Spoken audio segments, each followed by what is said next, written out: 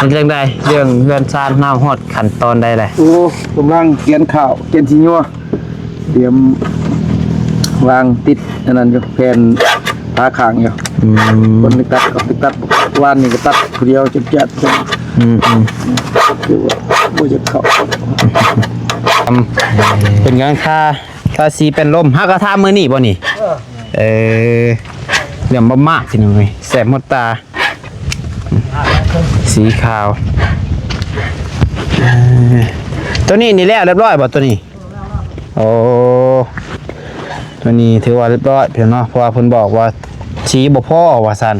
แต่นำไปใส่บอกให้โทรหาบ่นิวให้เพิ่นซื้อมาแล้วเพียงเนาะเฮ็ดปวกออกแล้วบ่นี่จนบานเนาะปวกอันนี้นี่บ่ปวกขาวได้หันน้องหมดปลายก็สิ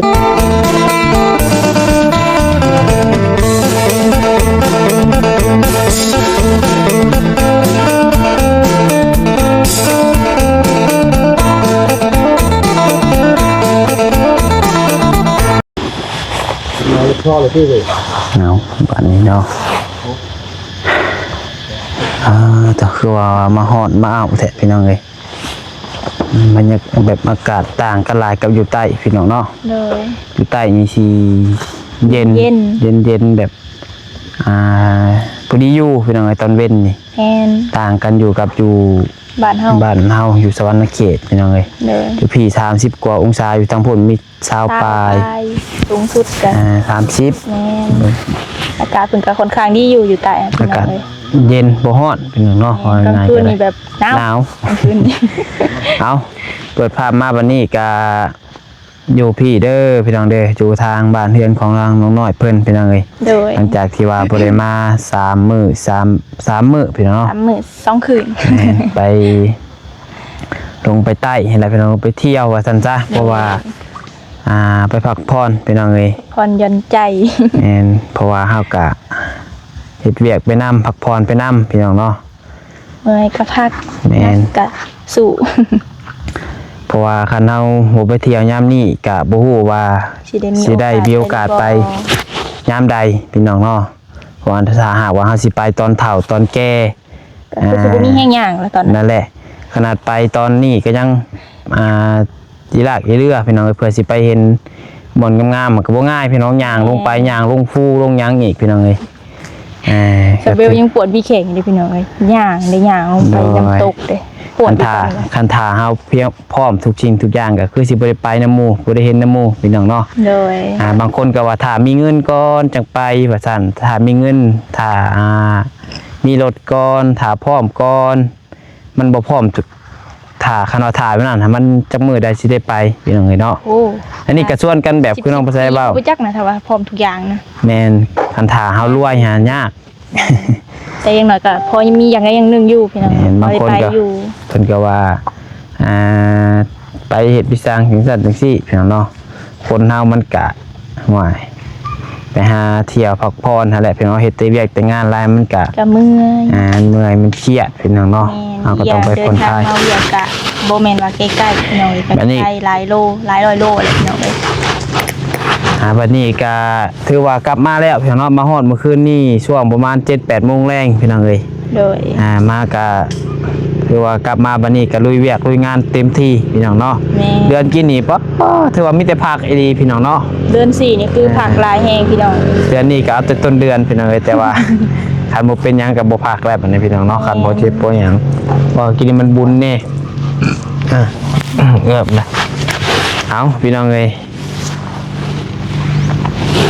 ก่อนอื่นเบิดกระกราบทักทายสบายดีเด้อสบายดีสวัสดีพ่อแม่พี่น้อง FC เบิดสุขสุคนเบิดสมองสุบอนว่าสิอยู่ภายในและก็อยู่ทางต่างประเทศพี่น้องเนาะยันไม่บ่ได้ กับพ่อๆกันกับซ่องสายกกสายบุญกับพ่อๆกำลังปัดไซอีกแล้วนะพี่น้องเนาะพอกันช่วงเที่ยงพี่น้องเอ้ยตอนนี้มาฮอดพี่ก็เที่ยงคือเก้าพี่น้องตื่นแต่เช้าอยู่มื้อเช้านี่ก็ได้ไปเห็นนั่นเห็นนี่ก็ช่วยตื่นแต่เช้าพี่น้องมาพี่น้องเนาะถือว่า มื้อนี้ก็สิพาพี่น้องมาเบิ่งทางเฮือนซานของน้องน้อยเพิ่นหลังจากที่ว่าไป 3-4 มื้อเนาะฮอดใส่แล้วของเราห้องน้ำคือว่า เป็นจังไดแน่ เฮ็ดเป็นคุดคุมห้องน้ำไปจังนั่นแหละพี่น้องเนาะ แม่น มันแต่ว่าเป็นคุดท่าเฮ็ดห้องน้ำชั่วคราวนั่นแหละพี่น้องเอ้ยอยากเป็นแนวใดเนาะนี่มาแต่ว่าก็มีทีมงานหลายๆคนเพิ่นเบิ่งท่าอยู่ดอกพี่น้องเนาะ เลย เงินซานเฮาก็แล้วบอกขึ้นโครงขึ้นหยังพี่น้องเอ้ยเดี๋ยวแป๊บนึงเนาะไปเลยมาพี่น้องเนาะใช่โตเป็นแต่ทางสร้างมื้อนี้เนาะ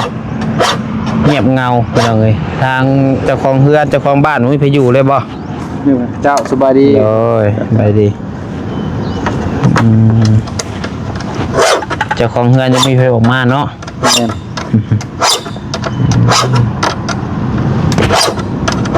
บ้านนี่ก็เห็นแม่น้องน้อยอยู่วัด นี่มีไปอยู่เลยมันไปทางไหนได้เนาะเราโทรทานน้อยเพื่อนพุทธกำลังยังอยู่หน้าพี่น้องเลย วัดก้าโอ้ บ้านแล้วบ่ประเทศแล้วบ่ ก้าโอ้ดื้อนี่ยินพวกพระนะเขาสร้างก็บ่ได้ว่าอันดับของนายอยู่หลังคาเพราะว่ามันประเด็นนะ ไทตะก้าโอ้เตรียมหวานแล้วเนาะ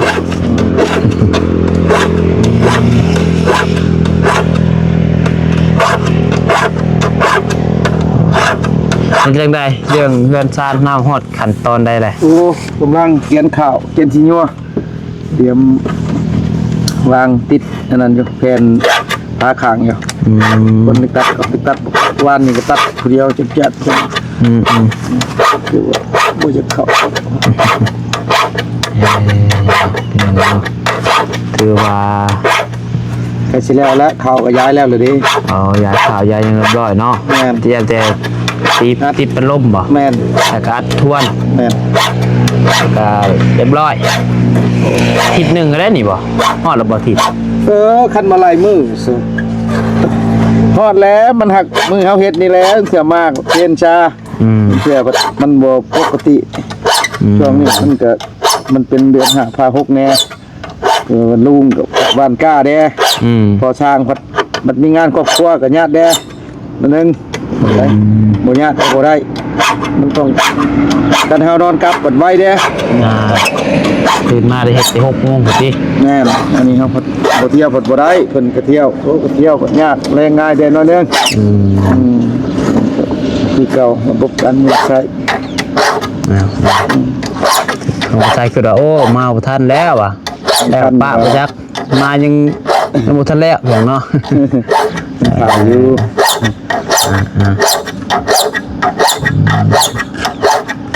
เก็บ เพิ่นเฮาบ่พ้นให้มันเข้าบัดเฮาตัดแผ่นโซล่ามันบ่จะเข้าได้บ่ใส่ เอานี่บ่ตัดเพชรสลัด แม่นเอานี่นำคือไผเด้ช้า เอา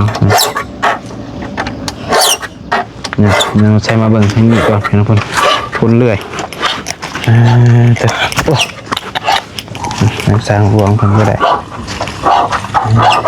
โอ้เห็ดอันนี้ใหม่เลยเนาะ แม่น ไผเห็ดอันนี้ สร้างได้ฮอด มา สะ ตอนเที่ยงก็เฮ็ดให้น้องน้อยหั่นล่ะก็ได้บ่เข้า คือพอนั่ง มาก็อยู่คนบ่แห้งก็ลี่เลยแล้วไปแล้ว ใครอยู่ นั่งก็ได้พัก นี่แต่บ้านนั่นแหละก็อยากได้ไม่แป้นแล้วก็มั่งไม่แป้นมันบ่ เพิ่นจะพากใช่เป็นป้าใบอยู่กินไปยันพวกเป็นยังกินเสียงอยู่ นี่ว่าเฮ็ดบอลนั่งพี่น้องเอ้ย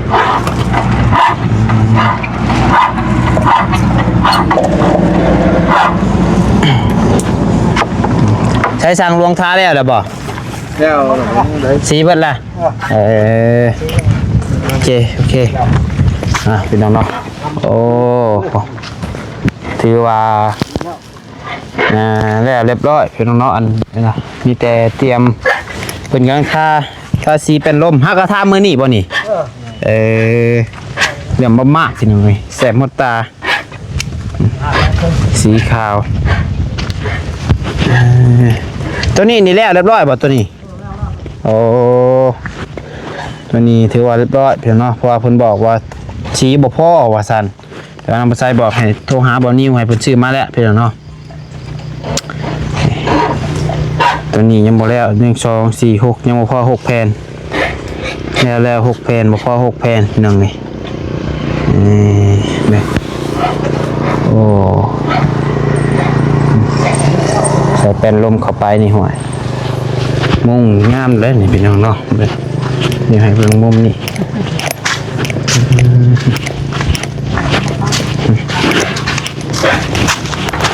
แดดพี่น้องโอ้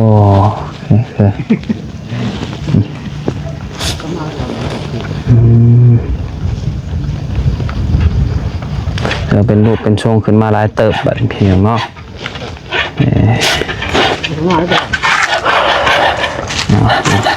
เอาพี่น้องเนาะเดี๋ยวถ่าทางเจน้อยขึ้นมาก่อนพี่น้องเดี๋ยวน้องบัดไซให้พี่น้องมึงต่อทางน้องขึ้นมาก่อนพี่น้องไงดอกแก่เป็นกินไปพี่น้องไงเดี๋ยวเห็นเมนน้องหน่อยเป็นอย่างมากพวกกินพี่น้องเนาะทางกระพักเที่ยงเลยพี่น้องไอ้แดดนอนพอได้นอนเนาะได้สดให้มาแต่ไซกินนี่มาแต่หน้าเป็นอะไรเลยมาแต่หน้าลูกสาวใช่เลยลูกสาวมื้อหน้าน่ะแล้วหาเห็ดเลยยังไม่ได้มาอยู่ออกมาพร้อมเดียวกับแม่เลยดิออกมาพร้อมเดียวเจ้าคือหอดก้อนใช่โอ้ยางบ่ท่านเจ้าบ่ยางบ่ทันเดียวแล้วกับแม่นะไปหาเห็ดยังนะโอ้เห็ดปวกนี่แหละลูกเอ้ยนี่โอ้ได้เห็ดปวกเลยอ๋อเห็ดปวกออกแล้วบ่นี่จนบานเนาะปวกอันนี้นี่บ่ปวกขาวได้ขันน้องหมดไปก็สิบจักซ้ำแม่กะได้หลายบ่เท่านี้แหละลูกโอ้ได้เห็ดปวกออกเลยพี่น้อยจนบานเชฟไปขายบ่นี่คือไปใช้อันนี้บ่นี่สิมาแกงชูลูกกินเอามาแกงโดยตัวนี้แหละของน้องตัวนี้ฮะของน้องตัวผู้ชายนี่ขายกูนี่เด้อแม่บ่เป็นขายเท่าไรเลยนะฮะอันนี้บ่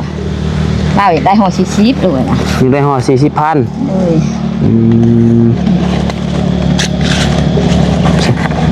เบิ่งห่อ40,000นี่ห่อ40เป็นกีบเราของเงินอ้ายเพิ่นนี่เนาะตัวนี้แหละของน้องน้อยตัวนี้แหละของน้องน้อยของแม่ละแกงแล้วนะเจ้าเลยแกงเลยใช้แกงเลยแกงน้องกินหมดล่ะกินหมดเลยอ้าวสร้างได้ซะแม่เอ้ยปลาแกงใหม่ว่ะบ่แกงเสื้อสร้างเลยว่านี่ล่ะปลาแกงที่พูดแม่เอ้ยว่ะเพิ่นกำลังมาติโดยเบิ่งเดี๋ยวจังหน่อยเฮาสิโทรถามแม่เฮาเพิ่นสิกินอยู่บ่อ๋อ40,000บ่รุดบ่แม่ก็รุดแล้วลูกเอ้ยแต่น้องอยากได้เฮา50เท่านั้นล่ะแม่รุดไทยอันนี้ลูกตัวอื่นก็บ่รุดเด้อตัวอื่นก็บ่รุดคันเอาซื้อมันหลายดิก็สิแถมมาอยู่เถียงนะมันหลายดิเฮาก็แถมน้องแม่ล่ะมันสิพอแกงบาทนึงอยู่บ่ล่ะนี่พอแล้วโลบาทนึงฮะพอบาทนึงสิอิ่มอยู่บ่ล่ะมีแต่2ห่อนึงเนาะตัวนี้เพิ่นสินั่นพี่น้องตัวนี้สิแกงคือสร้างลูกถ้าน้องน้อยมาก็เด้อให้สิพานน้องแม่ตีนมาหาออกไปเอาป้าว่าฮ้อนมื้อแรงก็บ่เป็นหยังบ่มันสิเป็นเห็นบ่อย่างว่ามันบานเฒ่าออกบ่เลยมันก็บ่เฒ่าออกแล้วซ้ำนี้เลยบ่โดยมันก็ซ้ำนี้ก็หิวข้าวแล้วมันบ่พอน้ำอีกพู่ลูกไปแช่มันก็อันนั้นแล้วนี่แช่น้ำไว้บ่โอ้ยไปแช่ซังน้ำบ่ลูกจังไว้แล้วบ่ฮู้เนาะก็ถามไปนี่เด้อ แช่มันก็เดี๋ยวมื้อเฮาเพราะมันก็เน่านะมันก็นั่นบานเนาะน้องเอาเฮ็ดนี่ เอาละ40,000 เห็นน้องได้ดอกจังหันไป ขับไปเอาก็เด้อน้องไปแล้วมาขัดตัวจืด ตัวนี้เลยมีแต่ดอกบานบ่ บานตัวนี้ บานเลยมาแกงชูซางกินเนาะ งามมันเลยได้หันดาเมื่อเช้านี่มันเอางามเลยได้เลย ออกเลยทางพี่น้องโอ้จริงยอดเล่นทับกับเปียวพุ่น ห่อไว้ปะลูก ฮะ ห่อปะ ห่อไว้ก็ได้มีถุงยางใส่บ่สักคือว่าไว้เดี๋ยวนี้บ่ ไม่ได้นี่เอาทุกอย่างไม่ใส่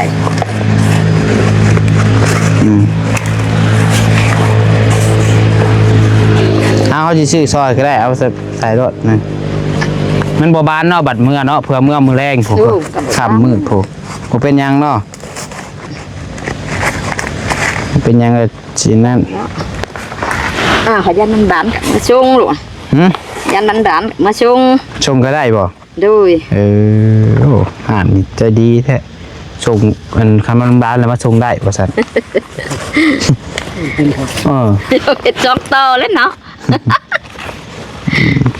ทางเฉยกันเด้อบ่สร้างเด้อ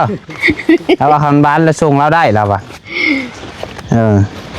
คันมาส่งแล้วบ่ส่งเลยห่วยให้บ่สร้างฮือเฮือนได้ สิไปหาพอช้างคือเฮือนบ่เป็นแล้วเลยตาน้องน้อยขูดตีนมันก่อน เอาตาเพิ่นมาจังหน่อยสิ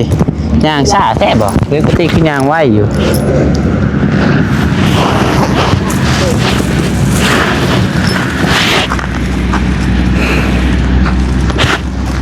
เดี๋ยวเห็นซาเบลเอิ้นเอาเป็นยังไงยี่นี่โทรถามเมย์แล้วชื่อแล้วถ้าก็ซื้อว่าซั่น บอกหลายกัน เพื่อนเพิ่นซื้อมาให้แต่สวรรค์ผม ชื่อตำมือกันก็ได้ป่ะใช้ไปใช้เลยเอาไปขายอยู่พุ่นแล้วป่ะ ขายอยู่ทางแล้ว แต่ว่าอยู่ทางก็เต็มอยู่จังเนาะ เต็ม เขายังบ่ฮู้ป่ะ นี่อยู่มันอื่นเพิ่นสิลาอยู่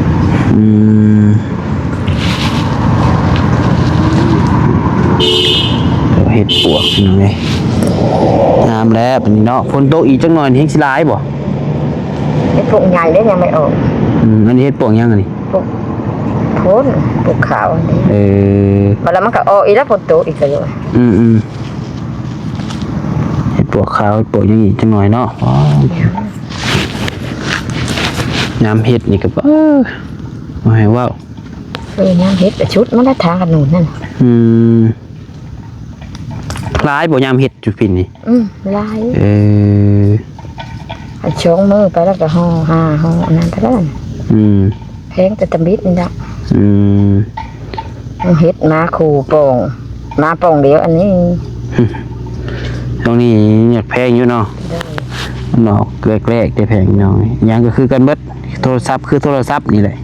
ปัดเก่าไปโดนไปแล้วก็ทึกบัดนี้คนก็คือกันคนกันขนาดผู้สาวก็จะแพงแน่ขาดองก็ขนาดไม่ห้างไม่หมายเลยก็โบแล้วไม่ห้างไม่หมายนี่ก็ซ้ำกันนะบ้านแม่นะแน่นบ่ซ้ำกันบ่ซ้ำกันห้างไม่หมายก็ใบรุดนะลูกใบตกราคานั่นราคาตกบ่จำได้กับผู้สาวน้อยซ้ำกับผู้สาวน้อยสมมติว่าเจ้าเจ้าบนข้อใหม่นี่ผู้บ่าวมาแต่งใหม่นี่เท่าไรขาดองจังโดร้ายแน่นะฮะร้ายแน่นี่แม่ได้30,000บ่ได้ได้30,000โดยโอ้เห็นว่าเท่าอันนี้จะรวยเท่าแต่แค่บ่แอวยังดีโยกับบดีแน่นะ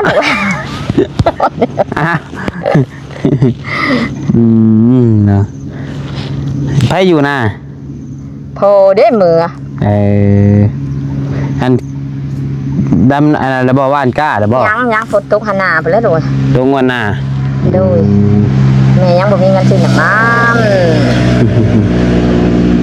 มันเงินซื้อน้ำมันวาดกล้าเนาะไทยหุดไปหรือบ่ซะยังแล้วด้วยหุดถึงยังไม่ไทยยังตกกล้าตรงยังก่อนแล้วบ่ โดย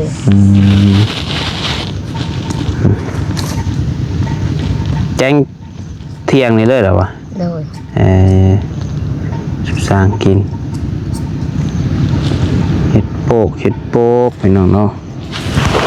ปลูกบ่เป็นบ่น้องลูกเฮ็ดอันนี้ ฮะ แม่ว่าเนาะปลูกบ่เป็นบ่ เห็ดโปกนี่ว่านี่แหละ แต่เฮ็ดเป็นนั่นน่ะ ปลูกเป็นแล้วสิปลูกป่ะ ปลูกเป็นแม่สิปลูกแหละ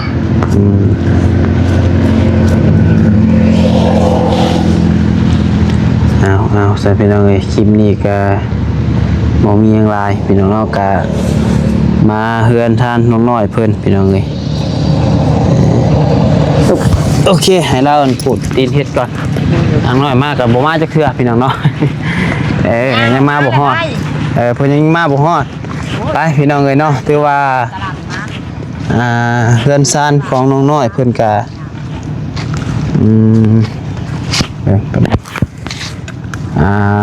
ฮอดขั้นตอนอันนี้พี่น้องเนาะเตรียมใส่แป้นร่มทาสีพี่น้องเลยสีใส่แป้นร่ม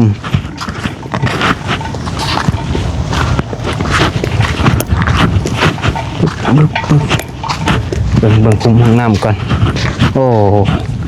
ถือว่าปลูกต้นกอกต้นกล้วยแล้วพี่น้องเนาะสุดสายตาสิปลายต้นพอดีนี่คุมห้องน้ำก็ได้เนาะขุดอยู่นี่เนาะเอาไปสำหรับพี่น้องเนาะมีแต่ว่าสำหรับคลิปนี้ทางน้องภาษาก็สิขอจบคลิปไปเพียงเท่านี้ก่อนเด้อพี่น้องเด้อฝากพ่อพี่น้องเป็นกำลังใจกดไลค์กดแชร์คนละ1 ไลค์ 1 แชร์เด้อพี่น้องเด้อเนาะก็ถือว่ามาลุยเวียกลุยงานปกติเป็นทางน้องภาษาก็ได้ทางสร้างเพิ่นยังผักอยู่พี่น้องมันแดดร้อนแห้งช่วงนี้เนาะไปอยู่นี่มีแห้งชมมานำเบอร์เด้อพี่น้องเด้อไปแล้วผิดพลาดประการใดขอโทษขออภัยนำในไลน์สบายดี